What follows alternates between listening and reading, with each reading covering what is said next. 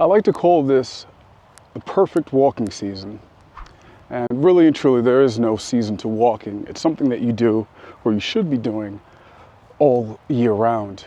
But for people who find it hard to establish a new routine, lessening the burden or the issues goes a long way in creating the environment to get a new habit started. For many people, it is either too hot or too cold. During a transition period, such as fall, this is probably one of the better ways to start, or the best time of year to start. It's not too hot. Here it is, I'm walking midday, and it's still a cool, breezy 75 degrees. And even in the colder climates, it's still manageable and pleasant. It is not the dead of winter of where even during the midday, it would be cold. For me, reaching probably even as low as 40 to 30 something degrees. So I think this is one of the better points in which you can start to establish this new healthy habit, this great routine of walking. It's pleasant in the morning, it's pleasant in the evening. It's a great feeling. You know, you're not sweating bullets and you're not bundling up and shivering from the cold. Now, what I'd recommend is that you start with at least a 15-minute walk.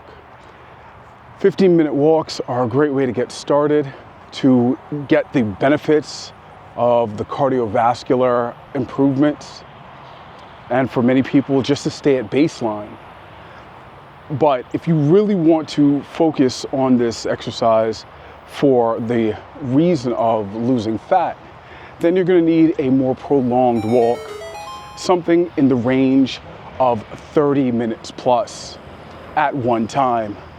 The concept is that you have stored glycogen in your body that will bring you a certain distance, and after that distance, when it's depleted, it will then switch over to using your fat storage, metabolizing that in order to give you energy. Now, if you take that into consideration, then you'd understand that you have to at least be walking long enough to deplete that. And 15 minutes is just not enough, especially with the diet that we have. Common American diet is saturated with sugar, and therefore the body has more than enough sugar in the system and tons, relatively, in storage.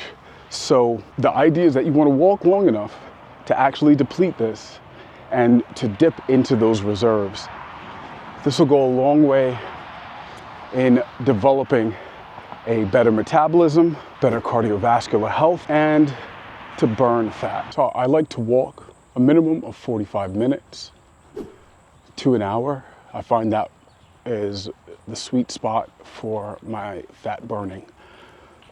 For you, it may be shorter. It may be longer. That you'll have to do the science and test yourself, right? We're all slightly different. I know what my goals are, you know what your goals are, but overall, walking is beneficial for fat loss. And the longer you walk is the more fat you'll burn. Simple as that. Now, those are the basics. But if you really want to get a step ahead, here's a few things that I would like to mention. A few pointers that work for me. 1, walk faster. As fast as you can walk, within good form, relatively, without overexerting yourself to the point of collapse. But remember, walking is something that you can easily do for an hour plus and not feel the fatigue that you would normally feel doing any other activity, and even burning, for most part, even more fat than normal. Walking allows you to exert minimal energy while maximizing fat loss. Walking backwards. You want to take at least 30 yards at a time of where you reverse your gait and you actually walk backwards. You'll find that there are certain pathways, muscles, whatever you want to call it, that you'll use walking backwards that you do not use primarily walking forwards. And it's a great way to give your body that diversity of movement. Again, walk as fast as you can backwards, but always be mindful that if you don't know where you're going, that you could trip up and fall when walking backwards. You want to focus on reaching back, extending that hip, then drawing that back, reaching back, extending that hip, drawing it back. And you're going to feel the hip flexors open up with every step. And then just swing the arms in tandem in order to get the right rhythm. Remember, we're not breaking at the rib cage to do this. We're utilizing the pelvis. Also, in regards to speed, as fast as you can go, the better. And if you don't have enough time, or you're really trying to maximize the fat loss, the multitude of benefits that you'll get from walking, I recommend having a weight vest.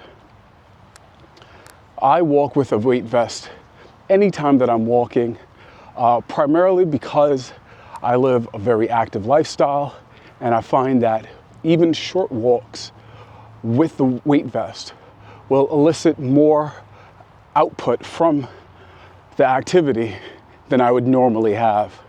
So in a way, this helps me cut down on the time needed in order to meet my goals.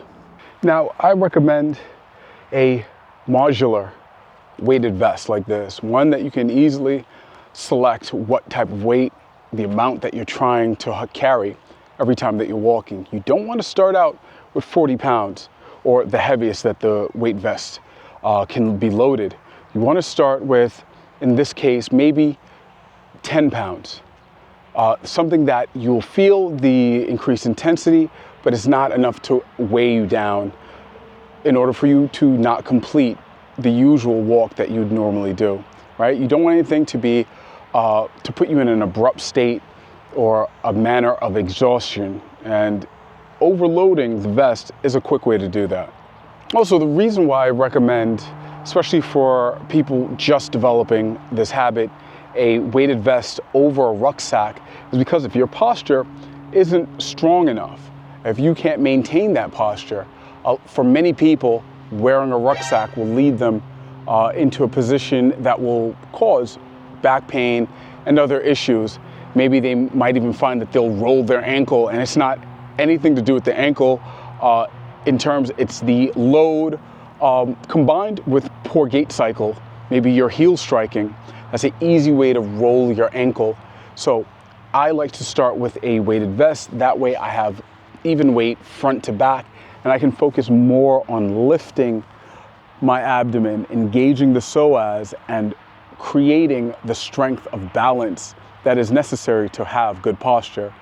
If you already have bad posture, if you're aware that you do, and you then wear something that is only loaded in the rear, and you open up the chest, and you'll start to make all types of deviations in proper posture in order to accommodate that load. Now, in regard to how to walk, understand that your posture, the way you walk, will basically determine how long you can walk for, and whether that will be pain-free or with aches and pains either after you're walking or the next day.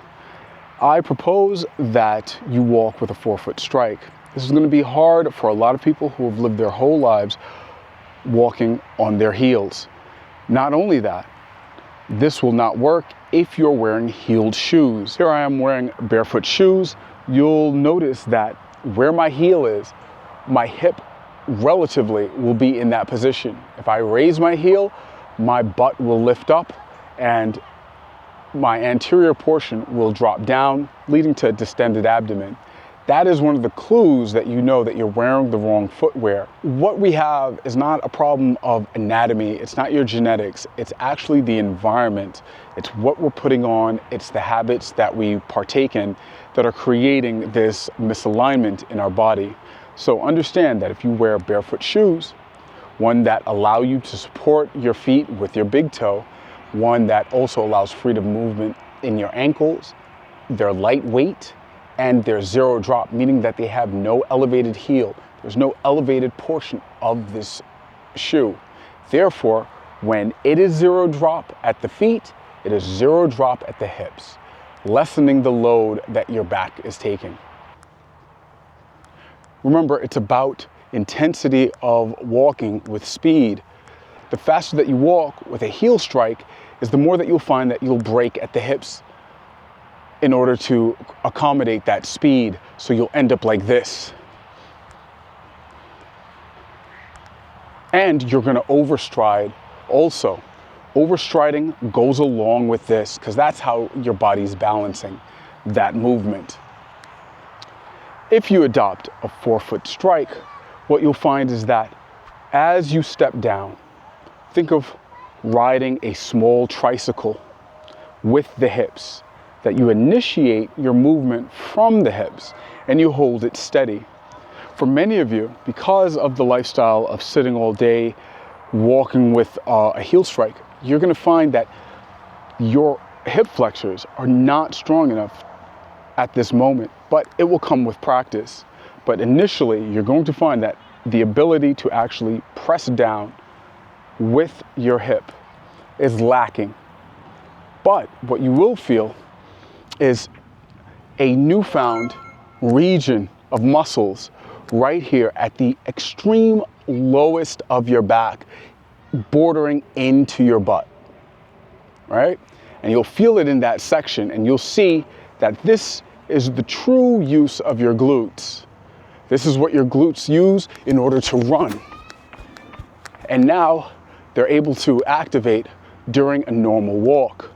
And that's really what you want, because most people, when they have trouble squatting, when they have trouble doing anything athletic, jumping, sprinting, they don't understand that the hip flexors are so underutilized in everything else that they're doing, mainly walking for 10,000 steps a day on average, right? That's where we're trying to get to in order to be at an equilibrium in health. In order to advance our abilities, to bring it back to our prime, maybe to bring it to a level that your body has never had before, you need to understand the importance of your hip flexors in terms of your gait cycle. Most people, what they're doing is they're walking, and because of this lean or break point, the hips never fully extend. So it's really the low back that takes the brunt of the work. You'll find that people who then break, then try to realign to have what they believe is good posture by then elevating, but they're breaking at the rib cage. And you'll see that the longer you do this is the more pain you'll have from everything. Not just walking, how you're sitting, you will adopt this pattern to all things, and it will wreak havoc on your physiology. Because I can walk for hours with no issue. I can run at any point in time that I please, because the mechanics are sound. And because the mechanics are sound, my body is pleased. And so it's really through true fatigue, which is something that many people don't actually experience. Just the feeling of not having any more energy, something that people do not make it to. A lot of times it's pain that stops them far before that. So understand that. Let me lower this so you can see. Right here, this inguinal ligament, this should be the key point of your movement. You should feel the articulation of your hips as you're walking forward. And that pressing is going to relate to all other athletic movement that you try, okay? You're gonna find that when it's time to jump, it's that same inguinal ligament that you're firing off. It's these portions of your quads that you're gonna feel engage, and it's gonna be a real eye-opener when you actually start to move in congruence with the rest of your body, because your ability to press down, to stabilize and extend the hip flexors will actually lead to your first experience of true glute utilization. What people are saying they're using the glutes for When you look at the mechanics, it's mostly lower back. It's a breaking of the rib. This goes hand in hand with poor breathing, hyperventilation, added stress. It causes a myriad of problems, and it cascades all from misalignment at the hip. By performing a heel strike, you are doing this consistently. Simple enough. I hope this has helped you as you start your new habit, your new journey of health. This has been Grown and Healthy, the channel where we explore self-improvement through movement. Thanks for watching.